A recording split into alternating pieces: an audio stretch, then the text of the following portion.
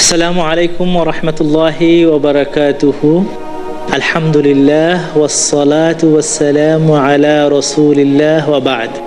আমি আজকের এপিসোডে দাম্পত্য জীবন, সাহাবা মহিলারা দাম্পত্য জীবন কেমনভাবে চালাইছেন, আমি আরো কয়েকটা দৃষ্টান্ত, কয়েকটা আলোক এবং কয়েকটা আলোকবর্তিকা এখান থেকে উদ্ধার করতে চাই, কেমনভাবে তারা ছিলেন। আমি একটা হাদিস নিয়ে আসছি আপনাদের সামনে, যেখানে আসমা বিনতে ইয়াজিদ আল আনসারিয়া এই হাদিসটা বর্ণনা করেছেন, যে তার সম্পর্কে বলা হচ্ছে যে আন্নাহা আতাত রাসূলুল্লাহ সাল্লাল্লাহু আলাইহি ওয়াসাল্লাম, তিনি একবার আমাদের নবী মুহাম্মদ সাল্লাল্লাহু আলাইহি ওয়াসাল্লামের কাছে আসলেন। ফাকালাত ইয়া রাসূলুল্লাহ, তিনি বললেন, হে রাসূল, হে আমাদের আল্লাহর রাসূল সাল্লাল্লাহু আলাইহি ওয়াসাল্লাম, ইন্নাল্লাহা বাআসাকা লির-রিজালি ওয়ান-নিসা, আমি জানি আল্লাহ তাআলা আপনাকে পাঠিয়েছেন পুরুষ এবং নারীদের সবার জন্য। চিন্তা করেন কি সুন্দর ভাষা, কি সুন্দর কথা। আমান্না বিকা ওয়াত্তাবা'নাকা, আমরা পুরুষের মতোই আপনাকে বিশ্বাস করেছি এবং আপনার অনুসরণ করেছি। ওয়া নাহনু মা'আশিরান নিসা মাকসুরাতুন মুখাদ্দারাতুন, আমরা হলাম মেয়ে জাতি এমন যারা মাকসুরাত, যাদেরকে গণ্ডিবদ্ধ করা হয়েছে, মুখাদ্দারাত, যাদেরকে টেন্টেড করা হয়েছে, ঘরের মধ্যে মানে সীমিত করা হয়েছে। আমরা সীমিত থাকি, মুখাদ্দারাত, ঘরের মধ্যে সীমিত।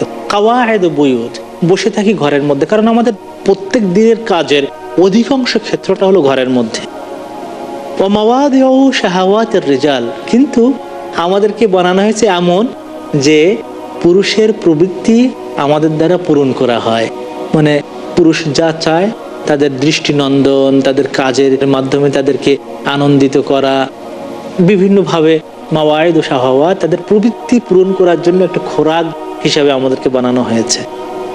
আমরা যেভাবে মেয়েদেরকে দেখি, সাধারণত পুরুষরা মনে করে আমার জীবনের শুধু ভোগের সামগ্রী, উনিও সেই দৃষ্টিকোণে বলেছেন, কারণ তিনিও তো মেয়ে, তিনি তো বোঝেন যে আসলে দেখেন মেয়েদের অসুস্থ হয়ে যাচ্ছে, তাও পুরুষরা অনেক সময় তাদের উপরে এগুলো চাচ্ছে, তারা তো বুঝতে পারেন। এটা কিন্তু মেয়ের দৃষ্টিকোণে একজন মেয়েকে আমরা কি মূল্যায়ন করি, সেইভাবে উনি বলেছেন।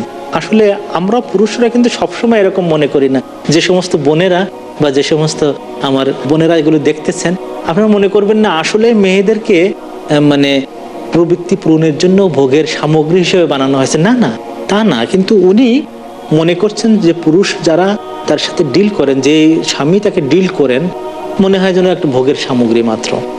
উনি সেইভাবে বলেছেন। এবং পুরুষের যে বাচ্চা হয়, সেই বাচ্চাকে আমরা পেটে গ্রহণ করা থেকে শুরু করে নিয়ে বাচ্চা দেওয়া পর্যন্ত এই কষ্টটা আমরা ভোগ করি। হামিলা তাওলাদিহিম ওয়া ইন্নার রিজাল ফুদ্দিলু বিল জামাআত ওয়া শুহুদিল জানাইজ ওয়াল জিহাদ, কিন্তু ব্যাপারটা হয়েছে এই, আমরা এত কিছু করার পরেও পুরুষদেরকে কিছু কিছু ক্ষেত্রে প্রিভিলেজ দেওয়া হয়েছে। দে আর প্রিভিলেজড, মোর প্রিভিলেজড দ্যান আস। কিভাবে? তারা আমাদের চেয়ে বিভিন্নভাবে তারা সুযোগ পেয়েছে। এক সুযোগ হলো কি, তারা জামাতে নামাজ পড়ে, আমাদের জন্য জামাতকে ফরজ করা হয়নি। তারা জানাজা নামাজ পড়তে পারে, আমাদের জন্য জানাজা নামাজকে ফরজ করা হয়নি। তারা জিহাদ করতে পারে, আমাদের জন্য জিহাদকে ফরজ করা হয়নি। ওয়াইদা খরাজু লিল জিহাদ হাফিজনা লাহুম আমওয়ালাহুম, বরং এমন হয়ে থাকে তারা যখন জিহাদ করতে বেরোয়, আমরা ঘরে থাকি তাদের মাল সম্পদ, সন্তান সন্ততি, এগুলো চৌকিদার হিসাবে, তাদের রক্ষণাবেক্ষণকারী হিসাবে এগুলো আমরা দেখতে থাকি। আর কি, ওয়ারাব্বাইনা লাহুম আওলাদাহুম, এবং তাদের সন্তান সন্ততিকে আমরা লালন পালন করে শিক্ষা দীক্ষা দিয়ে বড় করে তুলি। আফানুশারিকুহুম ফিল আজরি ইয়া রাসূলুল্লাহ, ইয়া রাসূলুল্লাহ, এতগুলো কাজ তারা করে যেগুলো আমরা করতে পারি না, আর আমরা যেগুলো করে তারা ওইগুলো করে না। এখন কি আমরা তাদের সমান সমান কিনা?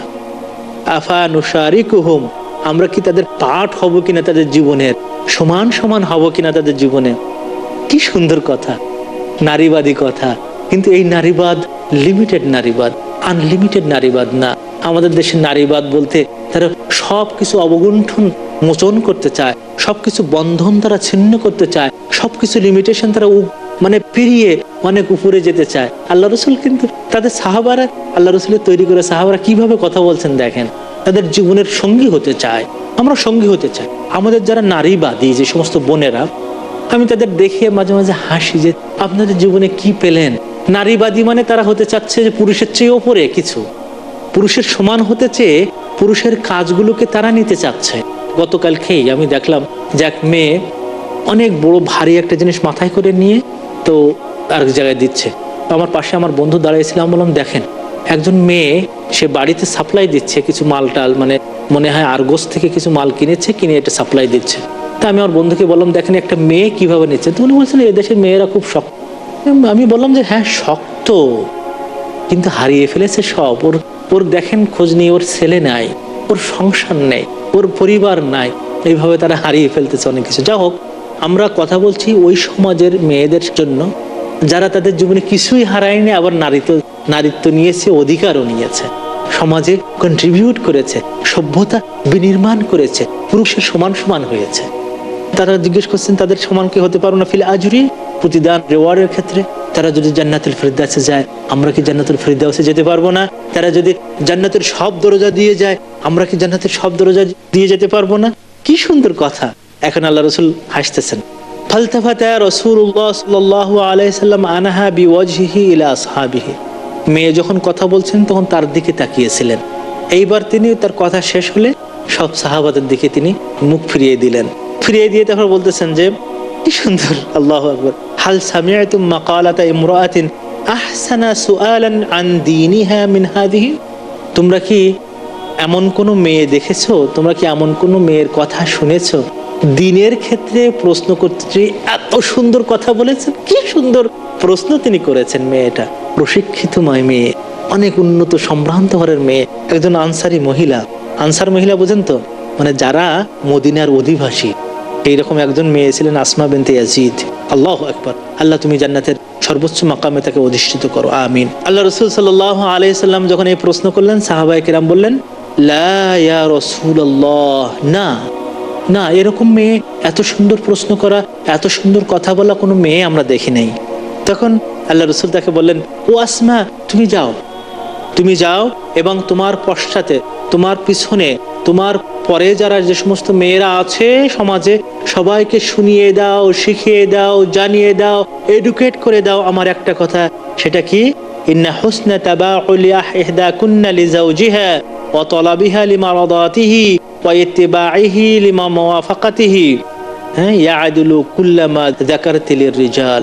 শুনে রাখো হে আসমা, ইন্না হুসনা তাবাউলি ইহদাকুন্না লিজাওজিহা, যদি একজন মেয়ে তার স্বামীর জন্য সুন্দরভাবে জীবন যাপন করে, স্বামীর সাথে সুন্দর হয়, ওয়া তালাবাহা লিমারাদাতিহি, এবং সে যা চায়, সে যা ইচ্ছা করে, পুরুষ যা চায় তার কাছ থেকে যে সন্তুষ্টি, সেটা যদি সে অন্বেষণ করে, কোন পথে আমার স্বামী ভালো পছন্দ করে, সেটা যদি সে খোঁজে, ওয়া ইত্তিবাআহা লিমুওয়াফাকাতিহি, এবং স্বামী যে পথ ধরেছেন সেই পথ অনুযায়ী যদি তার অনুসরণ করো, ইয়াদিলু কুল্লু মা যাকারতি লিররিজাল, তাহলে পুরুষরা যে কাজগুলো অতিরিক্ত করে তা তোমরা তার সমান সমান হয়ে যাবে। সুবহানাল্লাহ।